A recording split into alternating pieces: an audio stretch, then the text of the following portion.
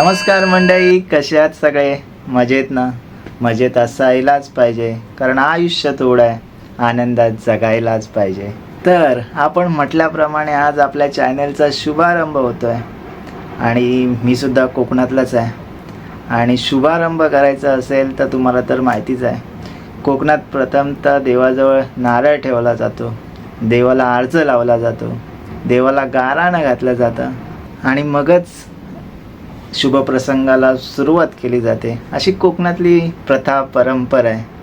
वाडवडिलांनी चालू केलेल्या प्रथा परंपरा आहेत, त्या आपल्या पिढीला टिकवून ठेवायच्या आहेत. सध्या मला तर ते गाराणं घालता येणार नाही आणि कोकणी भाषा फारशी बोलायला सुद्धा जमणार नाही. पण तुम्ही काळजी करू नका, आपण खास गावावरून गाराणं घालण्यासाठी तात्यांना बोलावलेली आहे. तात्यांना गावावरून बोलवण्याचं एकच कारण आहे, ते म्हणजे गाराणं जर कोकणी भाषेत झालं ना तर ते ऐकायलाही बरं वाटतं. आपल्याकडे नारळ आहेच, तर आपण तात्यांना देऊया आणि तात्या आपल्यासमोर गाराणं घालणार आहेत. तर नमस्कार मंडळीनू, कशी हाव? बेस हाव ना? तर मी तात्या, गावचा मान सन्मान अभिमान यातला मी कायच नाही, मी फक्त तात्या. तर मंडळी, तुम्हाला सांगताना गावाला जो एवढी जन्माची कामं पडलेली आहेत ना, ती सोडून जो मी इथं याच्यासाठी गाराणा घालायला आला, हा जो बोलूच दे नाही.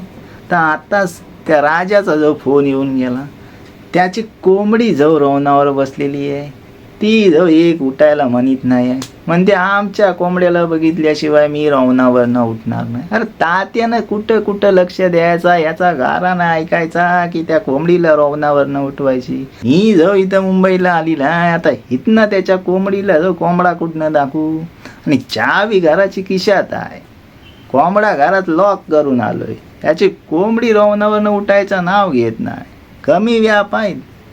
आणि मला जो अजून वेगळं टेन्शन आलेलं आहे, ती जो कोंबडी 2 दिवस रवणावर उठली नाही आणि तिला जो उद्या पॅरालिसिस झाला तर हा राजा माझ्याकडे येणार पैसे मागायला आणि मला जो इथनं कुबड्या घेऊन जायला लागतील. उद्या जो पेपरला बातमी आली की तात्याच्या कोंबड्यामुळे राजाच्या कोंबडीला पॅरालिसिस झाला, तर केवढा मोठा प्रकार व्हायचा.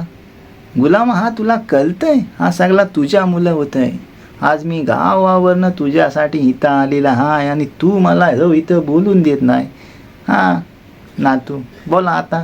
तर आता तू म्हणतोयच म्हणून आता मी गाराणा घालतोय. हां मंडळी, आणि तुम्ही जो अजून काय असं जाव, तो नवीन आहे, मी गाराणा घालतो, मला तुम्हाला हात जोडून उभं राहा नको.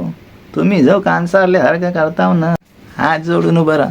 तर बा देवा महाराजा, आता मागणं कोण म्हणणार माझ्या? वय महाराजा. तर आपण जो मीच सांगू, ए गुलामा मागणं म्हण, बा देवा महाराजा, 12 गावच्या 12 वेशीच्या 12 वैवाटीच्या महाराजा, तुझीसाठी आणि सहस्त्र प्रेक्षकांसाठी हा यूट्यूब चॅनल चालू करतोय रे महाराजा.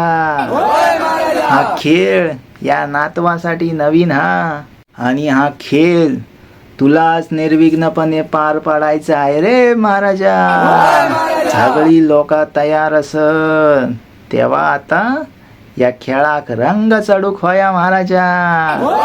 या चॅनलकडं कोणी वाकड्या नजरेनं बघित असल तर त्याचा शाप नायनाट कर रे महाराजा. आपला आता गाराणा घालून झालेलाच आहे आणि मला पण आता गावाक जायला लागणारच आहे, कारण माझी कामं तर तुम्हाला माहितीच आहे. तर मंडळीनं मला आता जो जायला लागेल तर राजाचा सारखा फोन यायला लागला आहे आणि मला टेन्शन आलेलं आहे. त्या कोंबडीला मला पहिला सिव्हिलला ॲडमिट करायला लागेल. ता जो कोंबडीचा विषय आला म्हणून आठवला. काय आठवला?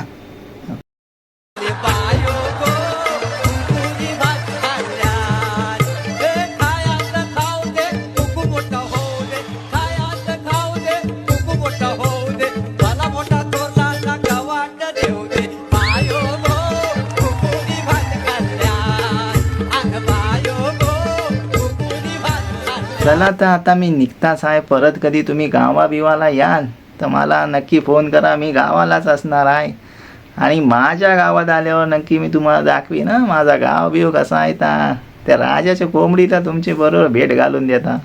तोपर्यंत तुम्ही याच्याशी बोला, मला जावं लागेल. राम राम.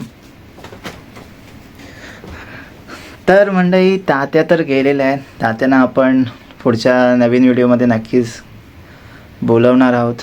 आणि हे यूट्यूब चॅनल चालू करण्याचं पण तेच उद्दिष्ट आहे. ज्या कोकणातल्या प्रथा आहेत, परंपरा आहे, ज्या वाडवडिलांनी आतापर्यंत जपून ठेवल्यात, त्याच आपल्यापर्यंत सगळ्यांपर्यंत पोचवण्यासाठी हा छोटासा प्रयत्न असणार आहे.